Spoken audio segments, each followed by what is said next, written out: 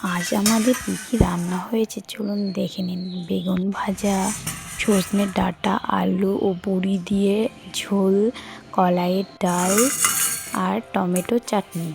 নমস্কার সকলকে, কেমন আছেন? চলুন তবে আজকের রেসিপিগুলো দেখে নিন। ফার্স্টে বড়িগুলো ভেজে নিচ্ছে, তুলেও নিল। এবার কড়াইয়ে তেল দিয়ে তেল গরম হয়ে আসলে পাঁচফোড়ন, শুকনো লঙ্কা ও তেজপাতা দিয়ে আলু কুচি ও বেগুনগুলো দিয়ে দিল। কিছুটা ভালো করে নেড়ে চেড়ে ভেজে নেবে।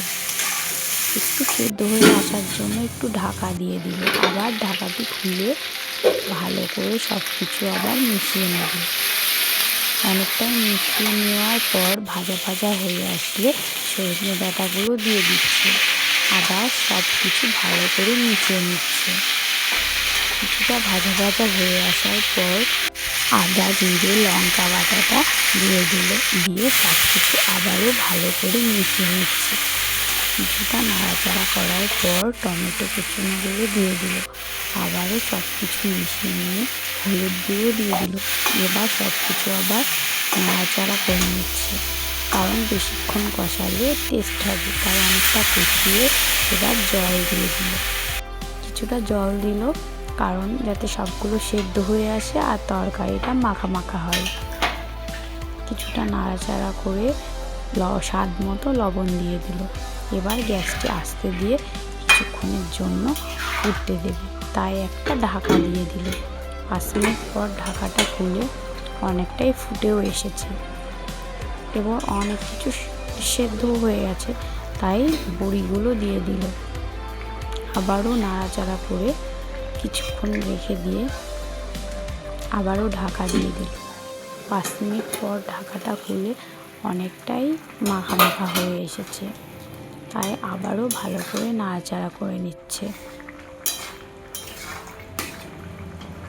এবার হয়ে এসেছে, তাই নামিয়েও নিল। আমাদের তৈরি সজনে ডাঁটা, আলু, বেগুন দিয়ে ঝোল। আবারও কড়াইয়ে তেল গরম করতে দিয়ে পাঁচফোড়ন, শুকনো লঙ্কা, তেজপাতা দিয়ে জিরে আদা বাটাটা দিয়ে দেবে। সব কিছু ভালো করে একটু কষিয়ে নেবে। এবার আগে থেকে সিদ্ধ করা কলাইয়ের ডালটা ওর মধ্যে দিয়ে দিল। দিয়ে একটু নাড়াচাড়া করে কিছুক্ষণের জন্য ফুটতে দেবে, তাই স্বাদ মতো লবণটা দিয়ে দিল।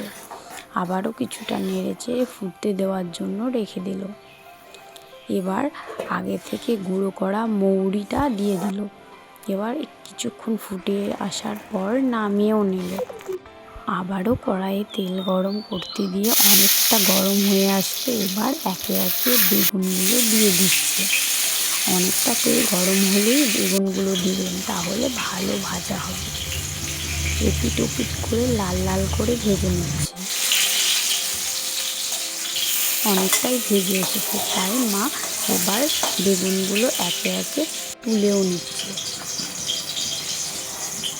আর হ্যাঁ, বেগুনগুলো আগে থেকে হলুদ, লবণ ও চিনি মাখিয়ে রাখবেন, তাহলে ভালো সেদ্ধ হয়ে লাল লাল হয়ে ভেজে আসবে।